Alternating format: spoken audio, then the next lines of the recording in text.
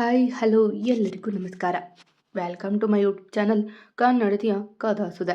ನಾನು ನಿಮ್ಮ ರೂಪ ಕನ್ನಡತೆ. ಕಥೆಗಳು ಇಷ್ಟ ಆದರೆ ಚಾನಲನ್ನು ಸಬ್ಸ್ಕ್ರೈಬ್ ಮಾಡ್ಕೊಳ್ಳಿ. ಹಾಗೆ ಕಥೆಗಳು ಇಷ್ಟ ಆದರೆ ಲೈಕ್ ಮಾಡಿ, ಕಮೆಂಟ್ ಮಾಡಿ, ನಿಮ್ಮ ಸ್ನೇಹಿತರಿಗೂ ಶೇರ್ ಮಾಡಿ. ಕಾದಿರಿಸು ನನಗಾಗಿ ಭಾಗ 26. ಒಂದೆರಡು ದಿನ ಎಂದು ಜಾನೋತ್ ಅವರಿಗೆ ಹೋಗಿದ್ದ ರಾಮ್ ದನಿ ಹೊರಡಲು ಸಿದ್ಧರಾಗಿದ್ರು. ಹೋಗಿ ಬನ್ನಿ ದನಿ, ಯಾರಾದರೂ ಒಳ್ಳೆ ಹುಡುಗ ಸಿಕ್ಕರೆ ಮದುವೆ ಆಗಿ ಎಂದ ಅಭಿ ಅವಳನ್ನು ಕಳುಹಿಸುವ ಮುನ್ನ. ಅದನ್ನು ನಿಮ್ಮಿಂದ ಹೇಳಿಸಿಕೊಳ್ಳುವ ಅಗತ್ಯ ಇಲ್ಲ ಮಿಸ್ಟರ್ ಅಭಿ ಎಂದು ಹೊರಟವಳು ಹಿಂದೆ ತಿರುಗಿ, ನಿಮಗೆ ನಾನು ಇಷ್ಟ ಇಲ್ಲ, ನನ್ನ ಪ್ರೀತಿ ಬೇಡ ಅಂದಮೇಲೆ ನಿಮ್ಮ ಕಬೋರ್ಡಲ್ಲಿ ನನ್ನ ಫೋಟೋ ಏನು ಮಾಡ್ತಿದೆ ಎಂದಳು ಕೈಗಟ್ಟಿ. ಅವಳು ಕಬೋರ್ಡ್ ಎಂದಿದ್ದ ಭಯಗೊಂಡವ ಅವಳ ನೋಡಲು. ಅದರಲ್ಲೂ ನಾನು ಸೀರೆ ಹಾಕಿದ್ದೀನಿ, ಗ್ರೇಟ್ ಗ್ರಾಫಿಕ್ ಅಭಿ. ಹಾಗೆ ನನ್ನ ಫೋಟೋ ಎಲ್ಲೆಲ್ಲಿ ಇಟ್ಟಿದ್ದೀರಾ ಕೊಟ್ಟು ಬಿಡಿ, ಇಲ್ಲ ಸುಟ್ಟು ಬಿಡಿ. ನಾನು ಬೇಡ ಅಂದಮೇಲೆ ಅವೆಲ್ಲ ಯಾಕೆ ಎಂದು ಗಂಭೀರವಾಗಿ ಹೇಳಿದಾಗ ನಿಟ್ಟುಸಿರು ಬಿಟ್ಟ ಅಭಿ. ಅವನ ಪ್ರೀತಿ ಧನಿಯ ಪೂರ್ತಿ ನೆನಪುಗಳ ಅದೇ ಕಬೋರ್ಡಲ್ಲಿ ಇಟ್ಟಿದ್ದನಲ್ಲ, ಅವೆಲ್ಲ ಎಲ್ಲಿ ಅವಳ ಕೈಗೆ ಸಿಕ್ಕಿದ್ರೆ? ಹಬ್ಬ, ನೆನದೇ ಭಯಗೊಂಡಿದ್ದವ ಅವ. ಒಂದು ಪ್ರಶ್ನೆಗೆ ಉತ್ತರ ಕೊಡು ಧನು ಎಂದು ಕೇಳಿದವನ ಕಡೆಗೆ ಕೈ ಕಟ್ಟಿ ನಿಂತಳು ಏನು ಎಂಬಂತ. ನಾನು ನಿನ್ನ ಪ್ರೀತಿ ಮಾಡಿದ್ರೆ, ನಮ್ಮಿಬ್ಬರ ಮದುವೆ ಆದರೆ ಮುಂದೆ ಏನೇ ಸಮಸ್ಯೆ ಆದರೂ ನನ್ನ ಬಿಟ್ಟು ಹೋಗಲ್ವಾ? ಹಾಗೆ ನಮ್ಮಿಬ್ಬರ ಮಧ್ಯೆ ಏನೇ ಸಮಸ್ಯೆ ಆದರೂ ಅದು ನನ್ನ ಜಾನು ಸಂಸಾರಕ್ಕೆ ಪರಿಣಾಮ ಬೀರಲ್ವಾ? ಮತ್ತೆ ಕೊನೆಯದಾಗಿ ಈ ಹಳ್ಳಿಯಲ್ಲಿ ಜೀವನ ಮಾಡೋಕೆ ನಿನಗೆ ಒಪ್ಪಿಗೆ ಇದೆನಾ ಎಂದು ಕೇಳಿದಾಗ ವ್ಯಂಗ್ಯವಾಗಿ ನಕ್ಕು, ಅದನ್ನು ಪ್ರೀತಿ ಹೇಳಿಕೊಂಡು ಕೇಳಬೇಕು. ಈ ರೀತಿ ಎಲ್ಲ ತಿಳಿದುಕೊಂಡು ಹುಟ್ಟೋದು ಪ್ರೀತಿಯಲ್ಲ. ಪ್ರೀತಿ ಅಂದರೆ ಅಡ್ಜಸ್ಟ್ಮೆಂಟ್ ಅಲ್ಲ ಅಭಿ ಎಂದು ಹೊರಟವಳ ಹಿಂದಿರುಗಿ ನೋಡಿ, ಆದರೆ ಪ್ರೀತಿಗಾಗಿ ಏನನ್ನೂ ಬೇಕಾದರೂ ಸಹಿಸ್ಕೋಬೋದು. ಹಾಗೆ ಅಣ್ಣ ಅತ್ತಿಗೆಯರ ಇಬ್ಬರು ಎಲ್ಲ ಮೀರಿ ಮದುವೆ ಆಗಿದ್ದಾರೆ. ಅವರ ಮಧ್ಯೆ ಸಮಸ್ಯೆ ಬಂದರೂ ಇಬ್ಬರು ಒಟ್ಟಾಗಿ ಎದುರಿಸ್ತಾರೆ ಎಂದು ಬ್ಯಾಗ್ ಎತ್ತಿಕೊಂಡು ಹೊರಟವಳ ನೋಡಿ ನಕ್ವಾ, ಸೇಮ್ ನನ್ನ ಧನು ಲೆಕ್ಚರ್ ಕೊಡೋ ಥರಾನೇ ಕೊಟ್ಟೆ ಕಣೆ, ಲವ್ ಯು, ಇನ್ನೂ ಲೇಟ್ ಮಾಡೋದಿಲ್ಲ ಎಂದು ನಕ್ಕು ಅವನು ನಡೆದ ಅಭಿ. ಅಮ್ಮ, ಅಪ್ಪ, ಅಣ್ಣ, ಹೋಗಿ ಬರ್ತೀನಿ ಎಂದು ಕಾರ್ ಎರೆದಳು ಜಾನು. ಧನಿ, ತುಂಬ ಇಷ್ಟ ಆಗಿದೆಯೇ ಕಣಮ್ಮ, ಜಾನು ಬಂದಾಗ ನೀನು ಬಾ, ಆರಾಮಾಗಿ ಇದ್ದು ಹೋಗು ಎಂದು ದನಿಯ ತಲೆ ನೇವರಿಸಿದ್ರು ಕುಸುಮ ಅಜ್ಜಿ. ಆಯಿತು ಅಜ್ಜಿ, ನಾನು ಹೋಗಿ ಬರ್ತೀನಿ ಎಂದು ತಾನು ಕಾರ್ ಏರಿದವಳು ತಪ್ಪಿಯೂ ಅಭಿಯ ಮೊಗ ನೋಡಲಿಲ್ಲ. ಬಾಯ್ ಅಣ್ಣ ಎಂದು ಹೇಳುತ್ತಲೇ ಕಾರ್ ಮುಂದೆ ಸಾಗಿದಾಗ ಕೈ ಬೀಸುತ್ತಲೇ ಗಂಡನ ಜೊತೆ ಬೆಂಗಳೂರಿಗೆ ನಡೆದಳು ಜಾನು. ನೆಮ್ಮದಿಯಿತ್ತು ಅವಳ ಮೊಗದಲ್ಲಿ. ಮಾರನೇ ದಿನ ಎಲ್ಲವೂ ಮೊದಲಿನಂತೆ ಶುರುವಾಗಿತ್ತು. ರಾಮ್ ಮಲಗಿದ್ದಾಗಲೇ ಎದ್ದು ಕೆಲಸದಲ್ಲಿ ತೊಡಗಿದ್ದಳು ಜಾನು. ಅತ್ತೆ, ಏನು ಮಾಡ್ತಿದ್ದೀರಾ ತಿಂಡಿಗೆ ಎಂದಳು ಸೆರಗನ್ನ ಸೊಂಟಕ್ಕೆ ಸಿಕ್ಕಿಸಿಕೊಂಡು. ಉಪ್ಪಿಟ್ಟು ಮಾಡಿದ್ದೀನಮ್ಮ, ನಿನಗೆ ಏನು ಬೇಕೋ ಹೇಳು, ಮಾಡಿಕೊಡ್ತೀನಿ ಎಂದಾಗ ಅವರನ್ನು ನವಿರಾಗಿ ತಬ್ಬಿ, ಏನು ಬೇಡ ಅತ್ತೆ, ನನ್ನ ನಡವಳಿಕೆಗೆ ನಾನು ಸಾರಿ ಕೇಳ್ತೀನಿ. ನಾನು ರಾಮ್ ಚೆನ್ನಾಗಿದ್ದೀವಿ, ಅವರಿಗಾಗಿ ಅಲ್ವಾ ನೀವು ನನ್ನ ದೂರಿದ್ದು. ನಾವೇ ಸರಿ ಆದಮೇಲೂ ನಿಮ್ಮನ್ನು ಕಡೆಗಣಿಸಿದ್ದು ತಪ್ಪು ಎಂದವಳ ಮೊಗ ಸವರಿ, ತುಂಬ ಖುಷಿನಮ್ಮ, ಯಾವಾಗಲೂ ನಗ್ತಾ ಇರಿ ಎಂದರು ಕೌಸಲ್ಯ. ಅದು ಆಯಿತು ಅತ್ತೆ, ರಾಮ್ಗೆ ಉಪ್ಪಿಟ್ಟು ಇಷ್ಟ ಇಲ್ಲ, ಅವರಿಗೆ ಬೇರೆ ಏನಾದರೂ ಮಾಡ್ತೀನಿ ಎಂದಳು ತರಕಾರಿ ತೆಗೆದಿಟ್ಟುಕೊಂಡು. ಚಿಕ್ಕವನಿದ್ದಾಗಿನಿಂದಲೂ ನಿನ್ನ ಗಂಡನ್ನ ನೋಡಿದ್ದೀವಮ್ಮ, ಅವನಿಗೆ ಶಾವಿಗೆ ಉಪ್ಪಿಟ್ಟು ಮಾಡಿದ್ದೀವಿ, ನೀನು ಅವನನ್ನು ಎಬ್ಬಿಸಿ ಟೀ ಕೊಡು ಹೋಗು, ಬಿಟ್ಟರೆ ಮಲ್ಗೆ ಇರ್ತಾನೆ ಎಂದಾಗ ನಕ್ಕು ಟೀ ತೆಗೆದುಕೊಂಡು ನಡೆದಳು ಮೇಲೆ. ಅದಾಗಲೇ ಎದ್ದು ಸ್ನಾನ ಮಾಡಿ ಟವೆಲ್ ಸುತ್ತಿಕೊಂಡು ಬಂದಿದ್ದ ರಾಮ್ ಆಚೆಗೆ. ಏನು ಸಾಹೇಬ್ರು, ಇವತ್ತು ತುಂಬ ಬೇಗ ಎದ್ದಿದ್ದೀರಾ ಎಂದಳು ಟೀ ಕಪ್ ಅವನ ಕೈಗಿಟ್ಟು. ಕೈ ತುಂಬ ಬ್ಯುಸಿ ಇದೆ, ನೀನೇ ಕೂಡಿಸಿಬಿಡು ಎಂದ ಅವಳ ನಡುವ ತಬ್ಬಿ. ಖಾಲಿನೇ ಇತ್ತು ಅಲ್ವಾ ಎಂದಾಗ ಅವಳ ಮೂಗಿಗೆ ಮೂಗು ಉಜ್ಜಿ, ಇಲ್ವಲ್ಲ, 4 ದಿನ ಆಫೀಸ್ ಕಡೆಗೆ ಹೋಗಿಲ್ಲ, ಅದಕ್ಕೆ ಬೇಗ ಎದ್ದೆ. ಇವಾಗ ನಿನ್ನ ನೋಡಿದ್ರೆ ಹೋಗಬಾರ್ದು ಅನ್ನಿಸ್ತಿದೆ ಎಂದಾಗ ಲೋಟ ಪಕ್ಕಕ್ಕೆ ಇಟ್ಟವಳು, ಬೇಗ ಬಟ್ಟೆ ತೊಡ್ಕೊಂಡು ಬನ್ನಿ ಎನ್ನುತ್ತಾ ಅವನ ಬಟ್ಟೆ ತೆಗೆದುಕೊಟ್ಲು. ನೀನೇ ತೊಡಿಸು ಎಂದು ಅವಳ ಕೆನ್ನೆ ಜೊತೆ ಆಟ ಆಡುತ್ತಾ ಹೇಳಿದವನಿಗೆ ಬಟ್ಟೆ ತೊಡಿಸಿದ್ಲು. ರಾಮ್, ಇನ್ಮೇಲೆ ನಾನು ಆಫೀಸಿಗೆ ಬರ್ತೀನಿ, ಮನೆಯಲ್ಲಿ ಬೋರ್ ಆಗುತ್ತೆ ಎಂದಳು ಜಾನು ಅವನ ಶರ್ಟ್ ಬಟನ್ ಹಾಕುತ್ತಾ. ಬನ್ನಿ ಮಹಾರಾಣಿಯವರೇ, ನಿಮಗಾಗಿ ನಮ್ಮ ಆಫೀಸ್ ಕಾಯುತ್ತಿದೆ ಎಂದು ನಕ್ಕ ಅವಳ ನಡುವ ತಬ್ಬಿ. ಹೌದೌದು, ನಾನು ಹೇಳಿದ ಮೇಲೆ ಕೇಳ್ತೀರ. ಅದೇ ಮದುವೆಗೂ ಮೊದಲು ಜಾನು ನಿನ್ನ ಬಿಟ್ಟಿರೋಕೆ ಆಗಲ್ಲ ಅಂತಿದ್ರಿ, ಎಂದು ಮಗುವಿನಂತೆ ನುಡಿದವಳ ಮೊಗ ಸವರಿ, ಇಲ್ಲಪ್ಪ, ನಿಮಗೆ ಸ್ವಲ್ಪ ಕೋಪ ಇತ್ತಲ್ಲ ಅದಕ್ಕೆ ಎಂದು ರಾಗ ತೆಗೆದವನ ಫೋನ್ ರಿಂಗಣಿಸುತ್ತಿತ್ತು. ಹಲೋ ರಾಮ್ ಎಂಬ ಧ್ವನಿ ಕೇಳಿ ಅವನ ಮೊಗದ ಭಾಗವೇ ಬದಲಾಯಿತು. ನೀನಿನ್ನೂ ಬದುಕಿದೀಯಾ ಎಂದ ಕೋಪದಿಂದ ಜಾನುವನ್ನ ಬಿಟ್ಟು ದೂರ ಸರಿದು. ಹೌದು ರಾಮ್, ನಿನ್ನಿಂದ ಆಗಿದ್ದ ಅವಮಾನ ಸೋಲಿನಿಂದ ಸತ್ತೋದೆ ಅನ್ಕೊಂಡ್ಯಾ? ನೋವೇ, ನಿನ್ನ ಸೋಲಿಸ್ಬೇಕು ಅಂತ ಹೊಂಚು ಹಾಕ್ತಿದ್ದ. ಅಷ್ಟಕ್ಕೂ ನಿನ್ನ ಮದುವೆ ಆಯ್ತಂತೆ, ನಿನ್ನ ಹೆಂಡತಿ ನಿನ್ನ ತಂಗಿಗಿಂತ ಹಾಟ್ ಆಗಿದ್ದಾಳಂತೆ ಎಂದು ಅತ್ತಲಿಂದ ಹೇಳಿದ್ದೆ. ನಾಲಿಗೆ ಕಿತ್ತು ಬಿಡ್ತೀನಿ ಸೌರಭ್. ನನ್ನ ತಂಗಿ ವಿಷಯಕ್ಕೆ ಬಂದಿದ್ದಕ್ಕೆ ನಿನಗೆ ಯಾವ ಸ್ಥಿತಿ ಬಂದಿದೆ ಅಂತ ಗೊತ್ತಿದೆ ಅಲ್ವಾ ಎಂದು ಕೋಪದಿಂದ ಕುದಿಯುವವನ ನೋಡಿ ಹೆದರಿದ ಜಾನು ಅವನ ಕೈ ಹಿಡಿದ್ಲು. ಹೋ, ಕೂಲ್ ಡೌನ್ ರಾಮ್, ಇಷ್ಟು ಬೇಗ ಭೇಟಿ ಆಡಲ್ಲ, ಸಿ ಯು ಸೂನ್ ಎಂದು ಕರೆ ತುಂಡರಿಸಿದ.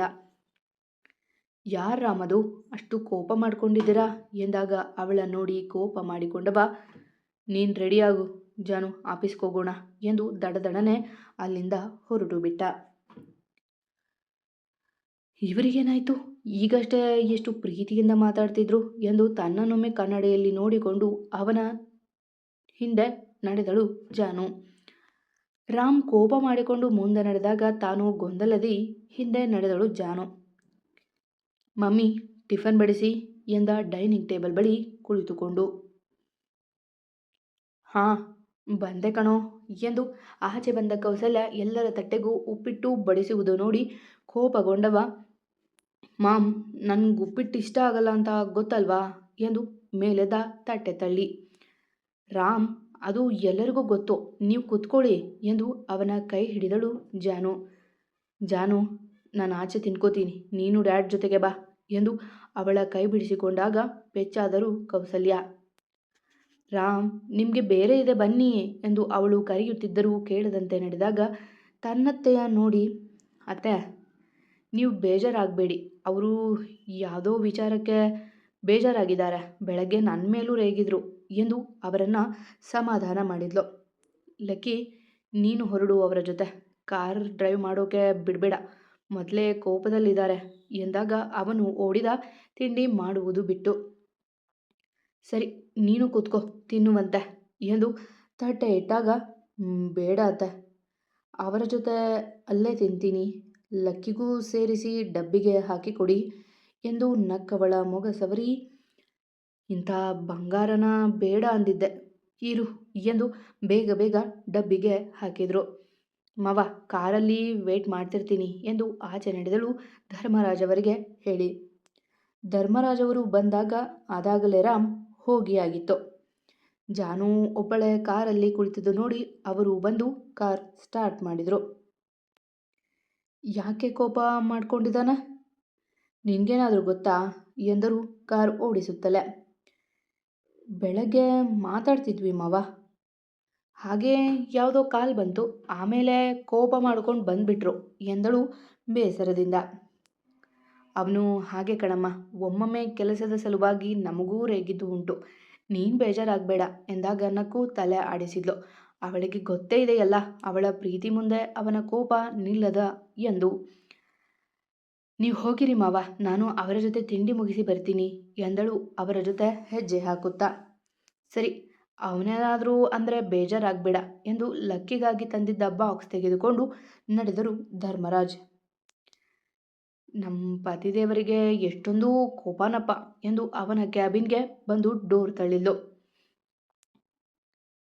ರವಿ, ಯಾರನ್ನು ಬಿಡಬೇಡ, ಐ ಆಮ್ ಬ್ಯುಸಿ ಎಂದ ತಲೆ ಹಿಂದೆ ಇಟ್ಟುಕೊಂಡೆ. ರವಿ ಅಲ್ಲ ಜಾನು, ಮಿಸ್ಟರ್ ರಾಮ್ ಎಂದು ಡಬ್ಬಿಯ ಅವನ ಟೇಬಲ್ ಮೇಲೆ ಇಟ್ಟು, ಯಾರದೋ ಕೋಪ ಯಾರ ಮೇಲೋ ಹಾಕೋದು ಒಳ್ಳೆಯದಲ್ಲ, ಬನ್ನಿ ತಿಂಡಿ ಮಾಡಿ ಎಂದಳು ನಗುತ್ತಲೇ. ಪ್ಲೀಸ್ ಜಾನು, ನಂಗೆ ಫೋರ್ಸ್ ಮಾಡಬೇಡ ಎಂದಾಗ ಅವನ ಬಳಿ ಬಂದು, ರಾಮ್, ನೀವು ಈ ರೀತಿ ಇದ್ದರೆ ನನಗೆ ನೋಡೋಕ್ಕಾಗೋದಿಲ್ಲ, ಪ್ಲೀಸ್ ನಗ್ತಾ ಇರಿ ಎಂದಳು ಮೆಲ್ಲಗೆ ಅವನ ಕೈ ಹಿಡಿದು. ಪ್ಲೀಸ್ ಜಾನು, ನಂಗೆ ಡಿಸ್ಟರ್ಬ್ ಮಾಡಬೇಡ ಎಂದ ಹಣೆಯನ್ನು ಒತ್ತಿ ಹಿಡಿದು. ರಾಮ್, ತಲೆನೋಯ್ತಾ ಇದೆಯಾ, ಯಾಕಿಷ್ಟು ಟೆನ್ಸ್ ಆಗಿದ್ದೀರಾ, ಯಾರದು ಫೋನ್ ಮಾಡಿದ್ದು ಎಂದು ಮುಂದೆ ಬಂದವಳ ನೋಡಿ, ಐ ಸೆಡ್ ಗೆಟ್ ಔಟ್ ಜಾನು ಎಂದು ಕೋಪದಿಂದ ಅರಚಿಬಿಟ್ಟ ಒಮ್ಮೆಲೆ.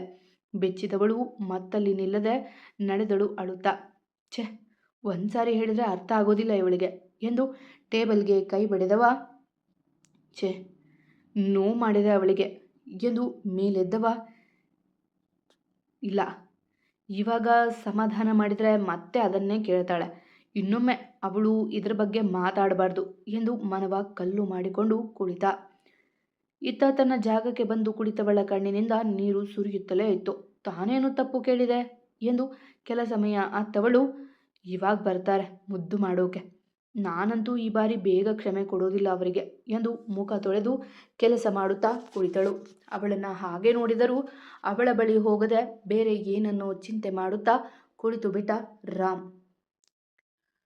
ಲಕ್ಕಿಯವರೇ, ಏನಿವತ್ತು ಇಲ್ಲಿ ತಿಂಡಿ ಮಾಡ್ತಿದ್ದೀರಾ ಎಂದು ಅವನ ಪಕ್ಕ ಬಂದು ಕುಳಿತಳು ಮಹಾಲಕ್ಷ್ಮಿ. ಯಾಕೆ, ಅದನ್ನು ನಿಮ್ಮನ್ನ ಕೇಳಿ ಮಾಡಬೇಕಾ ಎಂದವ ಒರಟಾಗಿಯೇ ಕೇಳಿದ. ಹಾಗೆ ಕ್ಯಾಸುವಲ್ ಆಗಿ ಕೇಳಿದೆ, ನಿಮಗೆ ಹರ್ಟ್ ಆಗಿದ್ರೆ ಸಾರಿ ಎಂದಳು ತಲೆ ಎತ್ತದೆ. ಅವಳ ನೋಡಿ ಬೇಸರವಾದರೂ, ನನಗೆ ಹರ್ಟ್ ಆಗೋ ಥರ ನಡೆದುಕೊಂಡು ಹರ್ಟ್ ಮಾಡಿ ತುಂಬ ದಿನ ಆಗಿದೆ, ಇವಾಗ ಕ್ಷಮೆ ಕೇಳಿದರೆ ಸರಿ ಹೋಗೋದಿಲ್ಲ ಎಂದು ತಿಂಡಿ ಮುಗಿಸಿ ಮೇಲೆದ್ದಾಗ. ಹಾಗಾದರೆ ನಮ್ಮ ನಿಮ್ಮ ನಡುವೆ ಏನೂ ಮೊದಲಿನಂತೆ ಆಗೋದಿಲ್ವಲ್ಲಕ್ಕಿ ಎಂದಳು ಲಕ್ಷ್ಮಿ ಕಣ್ಣು ತುಂಬಿಕೊಂಡು. ಸರಿ ಹೋಗೋಕೆ ಮೊದಲಿಂದ ಇದ್ದದ್ದಾದರೂ ಏನು ಮಹಾ, ನಾನೇನೋ ಹುಚ್ಚು ಹಿಡಿದು ನಿಮ್ಮ ಹಿಂದೆ ಬಿದ್ದಿದ್ದೆ, ಇವಾಗ ಜ್ಞಾನೋದಯ ಆಗಿದೆ ಎಂದು ಬಾಕ್ಸ್ ಮುಚ್ಚಿಟ್ಟು, ನಿಮ್ಮ ಮಾತು ಮುಗಿದಿದ್ರೆ ಆಫೀಸ್ ಬಗ್ಗೆ ಏನಾದರೂ ಇದ್ರೆ ಕೇಳಿ ಎಂದ ಲ್ಯಾಪ್ಟಾಪ್ ಓಪನ್ ಮಾಡಿ. ಏನಿಲ್ಲ ಸರ್, ಈ 2 ಫೈಲ್ ಟ್ಯಾಲಿ ನೋಡಿಬಿಡಿ, ಮತ್ತೆ ಕೊನೆಯದಾಗಿ ಒಂದು ಮಾತು ಎಂದು ಫೈಲ್ ಅವನ ಮುಂದೆ ಇಟ್ಟು, ನಿಮಗೆ ತೊಂದರೆ ಕೊಟ್ಟಿದ್ದಕ್ಕೆ ಸಾರಿ ಸರ್, ಅಮ್ಮ ಹುಡುಗನ ನೋಡ್ತಿದ್ದಾರೆ, ನಾಳೆ ಬರ್ತಾರಂತೆ, ನನಗೆ ರಜೆ ಬೇಕು ಎಂದು ಅಲ್ಲಿಂದ ನಡೆದಾಗ ತಲೆಯ ಮೇಲೆ ಕೈ ಹೊತ್ತು ಕುಳಿತ ಲಕ್ಕಿ. ಮಧ್ಯಾಹ್ನದವರೆಗೂ ರಾಮ್ ಜಾನುವನ್ನು ಕರೆಯಲೇ ಇಲ್ಲ. ಅವಳು ಅಷ್ಟೇ, ಅಂತಹ ಇಂಪಾರ್ಟೆಂಟ್ ಮೀಟಿಂಗ್ ಇಲ್ಲದ ಕಾರಣ ಬೇರೆ ಕೆಲಸ ಮಾಡುತ್ತಾ ಕುಳಿತಳು. ಅವನಾಗೆ ಕರೆಯಲಿ ಎಂದು ಕುಳಿತಿದ್ದವಳ ಭರವಸೆ ಸುಳ್ಳು ಮಾಡಿದ್ದ ರಾಮ್. ನಾನು ಆಚೆ ಹೋಗಿದ್ದು ಯಾರಿಗೂ ಹೇಳಬೇಡ ಎಂದು ತನ್ನ ಸೆಕ್ಯೂರಿಟಿಗೆ ಹೇಳಿದವ ಕಾರ್ ಕೀ ಎತ್ತಿಕೊಂಡು ಹೋಗುವುದನ್ನು ನೋಡಿದ ಜಾನು ಮತ್ತೆ ನೊಂದುಕೊಂಡಳು. ಎಲ್ಲರ ಪ್ರೀತಿಯೂ ಅಷ್ಟೇ ಅನಿಸುತ್ತೆ ನಾವು ಪಡೆದುಕೊಂಡು ಬಂದಿದ್ದು. ಮೊದಲಾಗಿದ್ರೆ ಸಾರಿ ಜಾನು ಅಂತ ಬರ್ತಿದ್ರು, ಬಟ್ ಈಗ ಎಂದು ಕಣ್ತೊಡೆದುಕೊಂಡು ಕೆಲಸ ಮಾಡುವ ಮನವಿಲ್ಲದೆ ಮನೆಯತ್ತ ನಡೆದಳು. ಯಾರದೋ ಮೇಲಿನ ಕೋಪಕ್ಕಾಗಿ ತಪ್ಪು ಮಾಡಿದ್ದ ರಾಮ್ ಎಲ್ಲವ ಅವಳಿಂದ ಮುಚ್ಚಿಟ್ಟು ಬಗೆಹರಿಸಬೇಕೆಂದುಕೊಂಡುವ ಎಡವಿದ್ದ ಈಗ. ಅತ್ತಿಗೆ, ನೀವು ಊಟಕ್ಕೆ ಬರಲ್ವಾ ಎಂದು ಲಕ್ಕಿ ಕೇಳಿದಾಗ ಅದಾಗಲೇ ರಾಮ್ ಜೊತೆ ಊಟ ಮಾಡುವುದಾಗಿ ಹೇಳಿ ಕಳಿಸಿದ್ಲು. ಇನ್ನೂ ಸಂಜೆಯಾದರೂ ಅವ ಮರಳಿ ಬಾರದಿದ್ದಾಗ ಕೋಪ ಬಂದರೂ ಅದಕ್ಕಿಂತ ಬೇಸರ ಹೆಚ್ಚೇ ಇದ್ದಿದ್ದರಿಂದ ಸುಮ್ಮನೆ ಮರಳಿದ್ಲು ಮನೆಗೆ. ತುಂಬ ಸುಸ್ತಾಗಿದೆನಾ ಜಾನು, ಮೊಗ ಎಲ್ಲ ಬಾಡಿ ಹೋಗಿದೆ ಎಂದು ಒಳ ಬಂದವಳ ತಲೆ ಸವರಿದ್ರು ಮಾಲತಿ. ಹೌದು ಅಜ್ಜಿ, ತುಂಬ ದಿನ ಆಫೀಸ್ ಕಡೆಗೆ ಹೋಗಿರಲಿಲ್ಲ ಅಲ್ವಾ, ಅದಕ್ಕೆ ಸ್ವಲ್ಪ ಸುಸ್ತು, ರೆಸ್ಟ್ ಮಾಡ್ತೀನಿ ಎಂದಳು ಸಪ್ಪಗೆ. ನಿನ್ನ ಗಂಡ ಎಲ್ಲಿ, ನಿನ್ನ ಬಿಟ್ಟು ಒಂದು ಕ್ಷಣವೂ ಇರ್ತಿರ್ಲಿಲ್ಲ ಎಂದಾಗ ಒತ್ತರಿಸಿ ಬಂದ ದುಃಖವ ತಡೆದು, ತಲೆನೋವು ಅಂತ ಬಂದೆ ಅಜ್ಜಿ ಎಂದು ಮೆಟ್ಟಿಲೆತ್ತುವಾಗ, ಜಾನು ಕಾಫಿ ತಗೋ, ಸರಿ ಹೋಗುತ್ತೆ ಎಂದು ಅವಳ ಕೈಗೆ ಕಾಫಿ ಲೋಟ ಇಟ್ಟರು ಸುಮಿತ್ರಾ. ಅವರ ಕಾಳಜಿಗೆ ನಕ್ಕು ಲೋಟ ತೆಗೆದುಕೊಂಡವಳು ಕೋಣೆಗೆ ಬಂದಿದ್ದೆ ಬಾಗಿಲನ್ನೂ ಹಾಕದೆ ಹಾಗೆ ಹುರುಳಿದಳು ಹಾಸಿಗೆಯ ಮೇಲೆ. ಅದೊಂದು ಪುಟ್ಟ ಮನೆ, ಹೆಚ್ಚೆಂದರೆ 2 ಕೋಣೆ ಇರಬಹುದೇನೋ. ಮನೆಯ ಮುಂದೆ ನಿಂತವ ಒಮ್ಮೆ ಯೋಚಿಸಿದ. ತಾನು ತೆಗೆದುಕೊಂಡ ನಿರ್ಧಾರ ಸರಿ ಅನಿಸಿತ್ತು. ಹಾಗೆ ಒಳ ನಡೆದ. ಯಾರಪ್ಪ ನೀನು, ಯಾರು ಬೇಕಿತ್ತು ಎಂದು ಮಹಿಳೆಯೊಬ್ಬರು ಕೇಳಿದಾಗ ಅವರಿಗೆ ಕೈ ಮುಗಿದು, ನೀವೇ ಬೇಕಿತ್ತು ಆಂಟಿ, ಸ್ವಲ್ಪ ಮಾತಾಡಬಹುದಾ ನಿಮ್ಮ ಜೊತೆ ಎಂದವ ಬೇರಾರೂ ಅಲ್ಲ ಲಕ್ಷ್ಮಣ. ಏನ ಮಾತಾಡಬೇಕು ಎಂದು ಅವರು ಕೇಳುವಾಗಲೇ ಅಡುಗೆ ಮನೆಯಿಂದ ಆಚೆ ಬಂದಳು ಮಹಾಲಕ್ಷ್ಮಿ. ಲಕ್ಕಿಯವರೇ, ನೀವು ಇಲ್ಲಿ ಎಂದು ರಾಗ ತೆಗೆದವಳ ನೋಡದೆ, ಆಂಟಿ ಅದು ನಾನು ಲಕ್ಷ್ಮಣ ಅಂತ, ನಿಮ್ಮ ಮಗಳು ಕೆಲಸ ಮಾಡೋ ಕಂಪನಿಯಲ್ಲಿ ನಾನು ಮ್ಯಾನೇಜರ್ ಎಂದ ತಾಳ್ಮೆಯಿಂದ. ಅಯ್ಯೋ, ನಮ್ಮ ಮಹಾ ಆಫೀಸವರ, ಬಾರಪ್ಪ ಕುತ್ಕೋ ಮಹಾ, ಕಾಫಿ ತಗೊಂಡ್ಬಾರೆ ಎಂದಾಗ ಅವರ ಮಾತನ್ನ ಅಲ್ಲೇ ತಡೆದವ. ಬೇಡ ಆಂಟಿ, ನಾನು ಒಂದು ಮುಖ್ಯವಾದ ವಿಷಯ ಮಾತಾಡಬೇಕಿತ್ತು ಎಂದ ಅವರ ಮುಂದೆ ಕೈ ಜೋಡಿಸಿ. ನಾನು ನಿಮ್ಮ ಮಗಳನ್ನು ತುಂಬ ಪ್ರೀತಿ ಮಾಡ್ತಿದ್ದೀನಿ ಆಂಟಿ. ಅವರಿಗೆ ಸಹ ಗೊತ್ತು. ಆದರೆ ನಿಮ್ಮ ಮೇಲಿನ ಪ್ರೀತಿಗೆ ಇಷ್ಟು ದಿನ ನನ್ನ ಪ್ರೀತಿನ ಒಪ್ಪಿಕೊಂಡಿರಲಿಲ್ಲ. ಆಮೇಲೆ ನನಗೆ ಸ್ವಲ್ಪ ಕೋಪ ಬಂದು ಅವರನ್ನು ದೂರ ಇಟ್ಟಿದ್ದೆ. ಇವಾಗ ಗೊತ್ತಾಯಿತು ನೀವು ಹುಡುಗನನ್ನು ಹುಡುಕ್ತಿರೋ ವಿಷಯ. ಅದಲ್ಲದೆ ಅವರಿಗೂ ನನ್ನ ಮೇಲೆ ಪ್ರೀತಿ ಇದೆ. ನನ್ನ ಕಳೆದುಕೊಳ್ಳೋ ಭಯನ ನಾನು ಇವತ್ತು ಅವರ ಕಣ್ಣಲ್ಲಿ ನೋಡಿದ್ದೀನಿ. ಅದಕ್ಕೆ ನೇರವಾಗಿ ನಿಮ್ಮ ಬಳಿಗೆ ಬಂದು ಬಿಟ್ಟೆ. ಪ್ಲೀಸ್ ಆಂಟಿ, ಇಲ್ಲ ಅನ್ಬೇಡಿ. ನಿಮಗಾಗಿ ಎಲ್ಲ ತ್ಯಜಿಸಿದವಳಿಗೆ ಪ್ರೀತಿ ಬೇಕಾದಷ್ಟು ಕೊಡ್ತೀನಿ ಎಂದ ಕೈ ಜೋಡಿಸಿಗೆ. ಮಹಾ, ಏನಮ್ಮ ಇದು ಎಂದು ಅವರು ಗಾಬರಿಯಿಂದ ಕೇಳಿದಾಗ, ನಿಮ್ಮ ಕಾಲಿಗೆ ಬೇಕಾದರೂ ಬೀಳ್ತೀನಿ ಆಂಟಿ. ನಿಮ್ಮ ಮಗಳನ್ನ ಏನು ಅನ್ಬೇಡಿ ಎಂದವನ ಮೇಲೆತ್ತಿ ಬಾಯಿ ತುಂಬ ಅತ್ತೆ ಅನ್ನೋ, ಅದೇನದು ಆಂಟಿ ಆಂಟಿ ಅಂತ ಎಂದಾಗ ಕ್ಷಣ ಅರ್ಥವಾಗದೆ ನೋಡಿದರೂ, ಅತ್ತೆ ಅಂದರೆ ನೀವು ಎಂದು ರಾಗ ತೆಗೆದಾಗ ನಕ್ಕು, ನನ್ನ ಮಗಳ ಖುಷಿಗಿಂತ ದೊಡ್ಡದೇನಿಲ್ಲ ಕಣಪ್ಪ. ಅವಳನ್ನು ಚೆನ್ನಾಗಿ ನೋಡ್ಕೊ, ಅಷ್ಟೇ ಸಾಕು. ತಂದೆ ಇಲ್ಲದ ಮಗಳನ್ನು ತುಂಬ ಜೋಪಾನ ಮಾಡಿದ್ದೀನಿ ಎಂದಾಗ ಓಡಿ ಬಂದು ಅಪ್ಪಿದಳು ಮಹಾ. ಥ್ಯಾಂಕ್ ಯು ಅಮ್ಮ ಎಂದು ನಕ್ಕಳು ಖುಷಿಯಿಂದ. ಮತ್ತೆ ಎಷ್ಟಪ್ಪ ಸಂಬಳ ನಿನಗೆ? ಇವಳನ್ನು ಚೆನ್ನಾಗಿ ನೋಡ್ಕೋಬೇಕು. ಒಂದು 40,000 ಬರುತ್ತಾ ಎಂದು ಮುಗ್ಧತೆಯಿಂದ ಕೇಳಿದವರ ಇನ್ನೊಂದು ಬದಿಗಿಂದ ಅಪ್ಪಿ, 1,50,000 ಅತ್ತೆ ತಿಂಗಳಿಗೆ ಎಂದಾಗ ಬಾಯಿ ಬಿಟ್ಟವರ ಬಾಯಿ ಮುಚ್ಚಿದ ಮಹಾ. ಮಾ, ಆ ಕಂಪ್ನಿ CEO ರಾಮ್ ಅವರ ತಮ್ಮ ಇವರು ಲಕ್ಕಿ ಎಂದಾಗ ನಕ್ಕಾಗ ಅವನನ್ನೇ ನೋಡಿದರು ಅವರು. ಅದೆಷ್ಟು ಸರಳತೆ ಅವನಲ್ಲಿ. ನೀವು ಶ್ರೀಮಂತರು, ನಾವು ಎಂದು ತಡವರಿಸಿದವರ ಕೈ ಹಿಡಿದು, ನಾವು ಹೃದಯ ಶ್ರೀಮಂತಿಕೆ ನೋಡುವವರು ಮಾ. ಒಳ್ಳೆ ದಿನ ನೋಡಿ ಮನೆಯಲ್ಲಿ ಮಾತಾಡ್ತೀನಿ ಎಂದು ಸ್ವಲ್ಪ ಸಮಯ ಮಾತನಾಡಿ ನಡೆದ ಅಲ್ಲಿಂದ.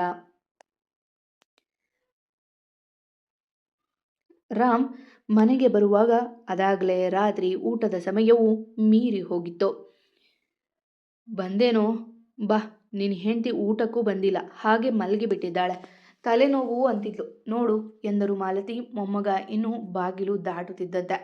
ಹೋ ಶಿಟ್ ಎಂದು ಮೇಲೆ ಬಂದವ ಕೋಣಿಲ ಬಾಗಿಲು ತೆಗೆದ. ಆಗಷ್ಟೇ ಎದ್ದು ಬಟ್ಟೆ ಬದಲಿಸಿ ಬಟ್ಟೆ ಮಡುಚಿಡುತ್ತಿದ್ಲು. ಜಾನು, ಯಾಕೆ ಊಟಕ್ಕೆ ಬಂದಿಲ್ಲ? ಬಾ ಎಂದ ರಾಮ್ ಅವಳ ನೋಡಿ. ಅವನು ಬಂದಿದ್ದು ತಿಳಿದರೂ ಅವನ ನೋಡದೆ, ಹಸಿವಿಲ್ಲ, ನೀವು ಮಾಡಿ ಎಂದು ಹೇಳಿ ತನ್ನ ಕೆಲಸ ಮುಂದುವರಿಸಿದ್ಲು. ಜಾನು, ಬೆಳಗ್ಗೆ ಆಗಿದ್ದು ಆಗಿದೆ, ಮತ್ತೆ ಆ ವಿಷಯ ಇನ್ನೂ ಎಳಿಬೇಡ. ನಿನಗೂ ಗೊತ್ತು ಆಗ ನಾನೆಷ್ಟು ಕೋಪದಲ್ಲಿದ್ದೆ ಅಂತ ಎಂದು ಹತ್ತಿರ ಬಂದವನ ಕೈ ದೂರ ಸರಿಸಿ, ನನ್ನ ಮುಟ್ಟಬೇಡಿ, ನಾನೇನು ಇವಾಗ ಆ ವಿಷಯ ತೆಗೆದಿಲ್ಲ ಅಲ್ವಾ ಎಂದು 2 ಹೆಜ್ಜೆ ಇಟ್ಲಷ್ಟೆ. ತಲೆ ಸುತ್ತು ಬಂದು ನೆಲಕ್ಕೆ ವಾಲಿದವಳ ಓಡಿ ಬಂದು ಹಿಡಿದವ. ಜಾನು, ಏನಾಯ್ತು ನಿನಗೆ ಎಂದು ಗಾಬರಿಯಿಂದ ಕೆನ್ನೆ ತಟ್ಟಿದ. ಅವಳು ಮಾತ್ರ ಕಣ್ಣು ತೆರೆಯಲೇ ಇಲ್ಲ. ಹೇ ಜಾನು, ಕಣ್ಣು ಬಿಡಮ್ಮ ಎಂದು ಅಲ್ಲೇ ಇದ್ದ ನೀರು ಚಿಮುಕಿಸಿದ. ಮೆಲ್ಲಗೆ ಕಣ್ಣು ಬಿಟ್ಟವಳಿಗೆ ಎಲ್ಲ ಮಂಜು ಮಂಜು. ಜಾನು, ಏನಾಯ್ತು ನಿನಗೆ? ಯಾಕೆ ಹೀಗೆ ತಲೆ ಸುತ್ತಿದ್ದು ಎಂದು ಆತಂಕದಿ ಕೇಳಿದವ. ಹೇ ಜಾನು, 1 ನಿಮಿಷ, ಏನಾದರೂ ಸ್ಪೆಷಲ್ ಎಂದಾಗ ಅಲ್ಲೇ ಇದ್ದ ದಿಂಬು ತೆಗೆದು ಅವನಿಗೆ ಹೊಡೆಯುತ್ತಾ, ನೀವೆಲ್ಲ ಗಂಡಸರು ಹೀಗೆ, ನಾವು ಸರಿ ಹೋಗಿ ತಿಂಗಳೂ ಆಗಿಲ್ಲ, ಆವಾಗಲೇ ಸ್ಪೆಷಲ್ ಅಂತೆ ಎಂದು ಕೋಪದಿಂದ ನುಡಿದು ದಿಂಬು ಬಿಸಾಡಿದವಳು. ನಾನು ಬೆಳಗ್ಗೆಯಿಂದ ಏನೂ ತಿಂದಿಲ್ಲ, ಇದೇನಾ ನೀವು ನನ್ನ ನೋಡ್ಕೊಳ್ಳೋ ರೀತಿ ಎಂದು ಜೋರಾಗಿ ಅಳತೊಡಗಿದಾಗ ತನ್ನ ಕೋಪಕ್ಕೆ ತಾನೇ ಅಳೆದುಕೊಂಡ ರಾಮ. ಬಾ, ಊಟ ಮಾಡೋಣ ಎಂದು ಅವಳ ಕೈ ಹಿಡಿಯಲು ಕೋಪದಿಂದ ಕೈ ಕಿತ್ತೆಸೆದವಳು. ಏನೂ ಬೇಕಾಗಿಲ್ಲ, ನಿಮಗೆ ನಿಮ್ಮ ಕೋಪ ದೊಡ್ಡದು, ನನಗೆ ನನ್ನ ಕೋಪ ಎಂದು ಮೂತಿ ತಿರುಗಿದವಳ ತೋಳಲ್ಲಿ ಹೊತ್ತು, ಊಟ ಮಾಡು ಮೊದಲು, ನಿನ್ನಿಂದ ಮುಚ್ಚಿಡೋದೇನಿದೆ, ಎಲ್ಲ ಹೇಳ್ತೀನಿ ಎಂದು ಅವಳನ್ನು ಹೊತ್ತೆ ಕೆಳಗೆ ತಂದಾಗ ಖುಷಿ ಪಟ್ಟರೆಲ್ಲ. ಮತ್ತೆ ಸಿಗುವ. ಕತೆ ಇಷ್ಟ ಆದರೆ ಕಮೆಂಟ್ ಹಾಕಿ, ಜಾಸ್ತಿ ಇಷ್ಟ ಆದರೆ ಸಬ್ಸ್ಕ್ರೈಬ್ ಮಾಡ್ಕೊಳ್ಳಿ. ಗೊತ್ತು ನಿಮಗೆಲ್ಲ ಕತೆ ತುಂಬ ಇಷ್ಟ ಆಗ್ತಿದೆ ಅಂತ, ಹಾಗಾಗಿ ನಾನು ದೊಡ್ಡ ದೊಡ್ಡ ಎಪಿಸೋಡ್ ಹಾಕ್ತಿದ್ದೀನಿ. ಮುಂದೆ ಸಣ್ಣ ಟ್ವಿಸ್ಟ್ ಇದೆ, ಕಾಯ್ತಾ ಇರಿ ಆಯಿತಾ. ಎಂದಿನಂತೆ ನಿಮ್ಮ ಪ್ರೀತಿ, ಕಮೆಂಟ್, ಪ್ರೋತ್ಸಾಹದ ನಿರೀಕ್ಷೆಯಲ್ಲಿ ನಾನು ನಿಮ್ಮ ಪ್ರೀತಿಯ ರೂಪ ಕನ್ನಡತೆ. ಪ್ರೀತಿಯಿಂದ ಕತೆ ಕೇಳುವ ಎಲ್ಲರಿಗೂ ನನ್ನ ತುಂಬ ಹೃದಯದ ಧನ್ಯವಾದಗಳು. ನಿಮ್ಮ ಪ್ರೋತ್ಸಾಹ ಯಾವಾಗಲೂ ನನ್ನ ಜೊತೆ ಹೀಗೆ ಇರಲಿ.